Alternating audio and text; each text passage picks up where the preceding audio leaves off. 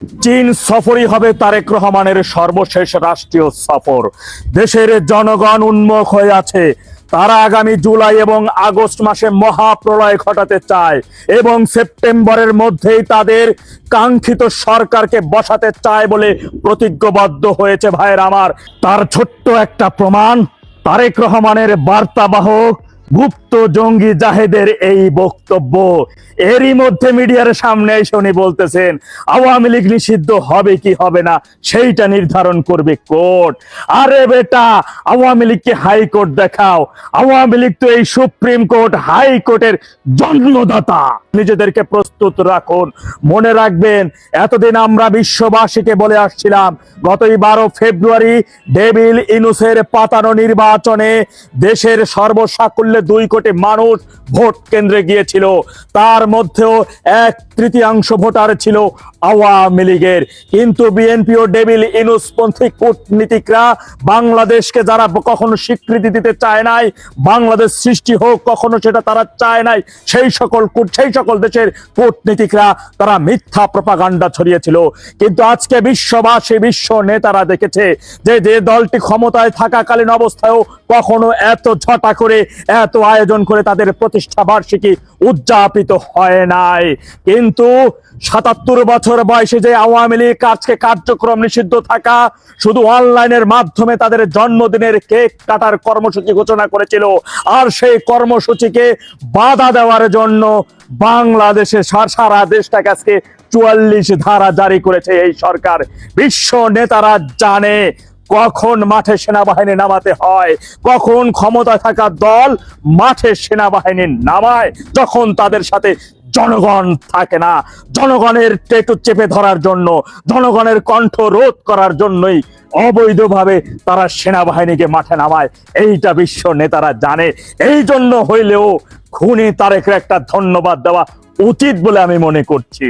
মাথায় রাখবেন, আজকে শুধু আওয়ামী লীগের নৈতিক বিজয় নয়, এক ভূমিধস বিজয় হয়েছে আলহামদুলিল্লাহ। এই ধারাবাহিকতা অব্যাহত রাখতে হবে।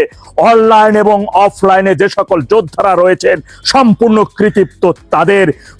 কখনো কোনো সহযোদ্ধা ভাইকে ছেড়ে যাবেন না। দুর্বারভাবে আন্দোলন করে তুলতে হবে। এই ধারাবাহিকতা বজায় রাখতে হবে। আমরাও দেখতে চাই কতদিন এই সেনা শাসিত সরকার বাংলাদেশের জনগণের মুখ চেপে ধরে, গলা চেপে ধরে তারা ক্ষমতায় থাকে। যুক্তরাষ্ট্রের যতটুকু ব্যবহারের প্রয়োজন ছিল তার থেকে অধিকতর বেশি ব্যবহার হয়ে গেছে। এখন প্রয়োজন শেষ, ছুঁড়ে ফেলে দেওয়ার সময়। আজকের এই খুনি তারেক যে ক্ষমতার মসনদে বসেছে তার পিছনের সহযোগী ছিল যুক্তরাষ্ট্র, দিল্লি এবং আওয়ামী লীগ। এই 3 শক্তি, 3 সহযোগিতায় মূলত খুনি তারেক 1 সপ্তাহ আগে দেশে ঢোকার জন্য তার নিজের কোনো শক্তি ছিল না, কিন্তু এর মধ্যে দেশে প্রবেশ মাত্রই প্রধানমন্ত্রীর প্রটোকল পাই, অর্থাৎ তিনি যে ক্ষমতার মসনদে বসতেছেন, তিনি যে ক্ষমতাবান হচ্ছেন, প্রধানমন্ত্রী হচ্ছেন, এটা নিশ্চিত হয়ে দেশে এসেছিলেন। এই নিশ্চয়তা তিনি পেয়েছিলেন। সুতরাং তার গদি বলেন আর ওয়াকারের গদি বলেন এখন থরথর করে কাঁপছে। দেশের জনগণবিহীন এই মুকুটবিহীন সরকার বেশি দিন টিকে থাকছে না, টিকে থাকতে পারবে না, এটা নিশ্চিত করে বলতে পারি। অনেক কথা বলার আছে কিন্তু বলা যাবে না। শুধু বলবো মাঠ ছাড়া যাবে না ভাইরা আমার। যখন যে সন্ত্রাসীদের পাবেন আপনাদেরকে বাধা দেওয়ার চেষ্টা করবে, তার চ্যাপ্টার ওখানে ক্লোজ করে দিবেন। সে জুলাই জঙ্গি, স্বাধীনতা বিরোধী কিংবা বিএনপি সন্ত্রাসী, মনে রাখবেন পাওয়া মাত্র খণ্ড বিখণ্ডতে পরিণত করবেন। হাত পায়ের অবস্থা এমন করবেন যেন জীবদ্দশায় কখনো ওই পায়ে ভর করে ওই চলতে না পারে, জীবদ্দশায় কখনো ওই হাত যেন উঁচু করে কথা বলতে না পারে, সেই পরিণতিতে ওকে ফেলে দিতে হবে। যতটুকু ডাউট আপনাদের মধ্যে ছিল, আশা করি আজকের পর থেকে সেই ডাউটটুকু থাকার কথা না। দেশের জনগণ তথা দেশের 18 কোটি জনগণ আপনাদের সাথে আছে, আপনাদের পাশে আছে। মনে রাখবেন, খুনি জিয়া কিন্তু ক্ষমতায় আসছিল সেনাবাহিনীর উপর ভর করে। একাধারে সেনাপ্রধান, অন্যদিকে রাষ্ট্রপতি হিসেবে নিজেকে ঘোষণা করেছিল। সারা দেশে কারফিউ জারি করে সেনা শাসনের মাধ্যমে তিনি ক্ষমতায় ছিলেন। পরবর্তী সময়ে কিন্তু এই সেনাবাহিনীর একটি অংশ ব্রাশ ফায়ার করে তাকে ছিন্ন বিচ্ছিন্ন করে দিয়েছিল। ওর অস্তিত্ব কিন্তু খুঁজে পাওয়া গেছিল না। সুতরাং সেই পথেই খুনি তারেক, ওর পরিণতি বাংলাদেশে আবার জিয়ার মতোই ইতিহাস হয়ে থাকবে। অস্তিত্ব পর্যন্ত খুঁজে পাওয়া যাবে না। আর তাই অস্তিত্ব বিলীন চূড়ান্ত ভাবে না হওয়া পর্যন্ত কিংবা অফলাইন কিংবা রাজপথ কোনো অবস্থাতেই ছাড়া যাবে না। কিন্তু ভাইয়ের আমার, দুর্বার গতিতে জনগণকে সাথে নিয়ে চলতে হবে। লগি বৈঠা টেডা দেশীয় অস্ত্র প্রস্তুত রাখুন, সর্বোচ্চ ভাবে প্রস্তুত হয়ে থাকুন। খুব শীঘ্রই শেখের বেঠি স্বাধীনতা সার্বভৌমত্ব পুনরুদ্ধারের যুদ্ধের ঘোষণা দিবেন। যুদ্ধের ঘোষণা মাত্রই আমাদের দুর্বার ভাবে আন্দোলন করে তুলতে হবে। দুর্বার ভাবে স্বাধীনতা বিরোধী রাজাকারের বাচ্চা জুলাই জঙ্গিদের এই মানচিত্রের মধ্যে সর্বশেষ অস্তিত্ব, সর্বশেষ সাগরের বাচ্চাদেরকে একেবারে নিশ্চিহ্ন করে দিতে হবে। চূড়ান্ত বিজয় না আসা পর্যন্ত আমরা আমাদের যুদ্ধ চালিয়ে যাব ইনশাআল্লাহ। এবারের সংগ্রাম স্বাধীনতা পুনরুদ্ধারের সংগ্রাম। এবারের সংগ্রাম স্বাধীনতা সার্বভৌমত্ব রক্ষা করার সংগ্রাম। জয় বাংলা, জয় বঙ্গবন্ধু, বাংলাদেশ চিরজীবী হোক। আওয়ামী লীগের প্রতিষ্ঠা বার্ষিকীতে সরকারের সকল চেষ্টাকে ব্যর্থ করে দিয়ে অপ্রতিরোধ্য ছিল বাংলাদেশ আওয়ামী লীগ। সারা দেশ থেকে আমরা যে খবর পেয়েছি সেগুলো নিয়ে আপনাদের সাথে কথা বলবো।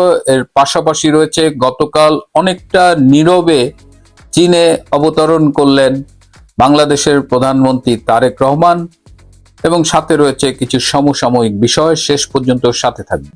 বাংলাদেশের সবচাইতে ঐতিহ্যবাহী রাজনৈতিক সংগঠন বাংলাদেশ আওয়ামী লীগের প্রতিষ্ঠা বার্ষিকীতে সবাইকে শুভেচ্ছা এবং অভিনন্দন।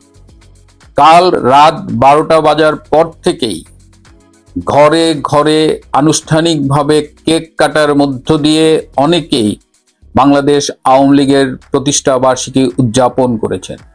এবারের প্রতিষ্ঠা বার্ষিকীতে গোয়েন্দা বাহিনীর যে রিপোর্ট ছিল এবং সম্প্রতি সরকারের যে আওয়ামী লীগের কার্যক্রম দেখে কাঁপাকাঁপি অবস্থা, পাজামা ভিজে যাওয়ার অবস্থা, সেই প্রেক্ষিতে সরকার 6টি জেলা শহরে সেনাবাহিনী নামিয়েছিলেন এবং সারা বাংলাদেশে পুলিশ বিজিবিকে সতর্ক অবস্থায় রেখেছিলেন। কিন্তু সরকারের সব বাধা, ভয় ভীতি, প্রতিবন্ধকতাকে উপেক্ষা করে সারা বাংলাদেশে আওয়ামী লীগ প্রতিষ্ঠা বার্ষিকী উদযাপন করেছে। অসংখ্য শহর থেকে অসংখ্য ভিডিও আমাদের কাছে এসেছে, সামাজিক যোগাযোগ মাধ্যমে দেখা গেছে, এবং অধিকাংশ স্থানেই এই মিছিলগুলো, এই উদযাপনগুলো একেবারে নির্বিঘ্নে হয়েছে। যে কয় জায়গায় আইন শৃঙ্খলা বাহিনী বাধা দেবার চেষ্টা করেছিল সেখানেও তারা গণপ্রতিরোধের মুখে সরে দাঁড়িয়েছে। আপনারা জানেন যে গত দুদিন আগে ফরিদপুরে ইশতিয়াক আহমেদ প্রান্ত নামে ছাত্রলীগের এক নেতাকে ডিবি পুলিশ তুলে নিয়ে গিয়েছিল। ডিবি পুলিশ সাথে করে একটা গাঁজার টোপলা এনেছিল এবং সেই টোপলা রেখে বলেছে যে তার কাছে 100 গ্রাম গাঁজা পাওয়া গেছে, এবং তাকে বাসা থেকে গ্রেপ্তার করে সেখানেই বেদম প্রহার করে। এমনকি তার মা এসে যখন জিজ্ঞেস করে আমার ছেলেকে মারছো কেন, উল্টো জিজ্ঞেস করে যে তুমি কে, তখন বলে আমি তার মা। তাকে পিটাতে পিটাতে পরে থানায় নিয়ে যায় এবং সেখানে এমন নির্যাতন করে যে 5 ঘন্টা পরে প্রান্তর মৃত্যু হয়। পরে পুলিশ একটা গল্প সাজানোর চেষ্টা করেছে যে তার স্ট্রোক হয়েছে, এই হয়েছে, সে হয়েছে, কিন্তু সবই ভুয়া। প্রান্তর মৃত্যুর প্রতিবাদে পুরা ফরিদপুর ফুঁসে উঠেছিল এবং ফরিদপুরের আওয়ামী লীগ, ছাত্রলীগ এবং আপামর জনসাধারণ রাস্তা অবরোধ করেছিল। তাদের ধাওয়ায় 4 জন ডিবি পুলিশ পালিয়ে গেছে।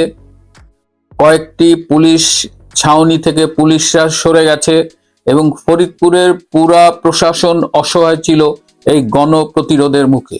পরিস্থিতি এমন দাঁড়িয়েছিল যে ফরিদপুরের বিএনপি পর্যন্ত প্রান্তের মৃত্যু তার তদন্ত এবং বিচার দাবি করেছে। প্রান্তর মৃত্যুর কারণ উদ্ঘাটনের জন্য একটি তদন্ত কমিটি গঠিত হয়েছে।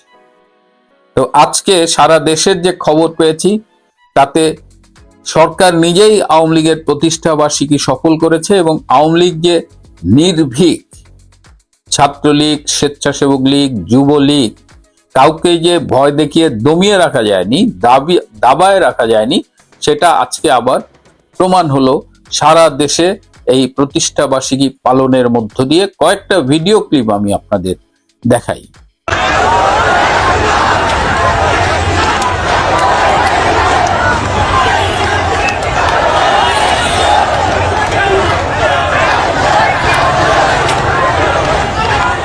আওয়ামী লীগ যখন তার প্রতিষ্ঠা বার্ষিকী পালন করছে, ঠিক তখনই গতকাল মালয়েশিয়ার একটি গুরুত্বহীন সফর শেষে চীনে গিয়েছেন বাংলাদেশের প্রধানমন্ত্রী তারেক রহমান।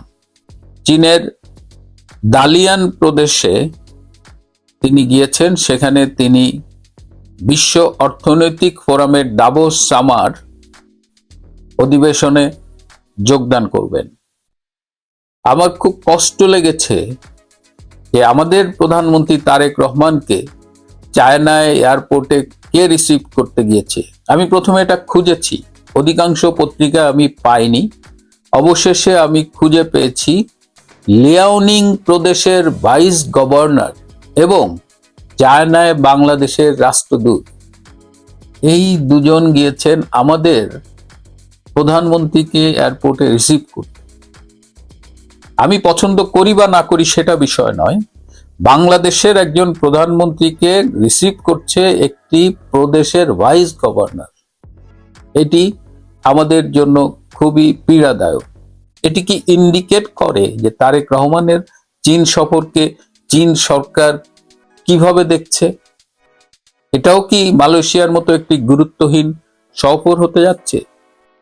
সোর্স নিউজ আমাকে জানিয়েছে যে এই সফরে বাংলাদেশ চীনের কাছ থেকে 24টি যুদ্ধ বিমান কেনার চেষ্টা করবে এবং এক একটি যুদ্ধ বিমানের দাম $4.5 কোটি।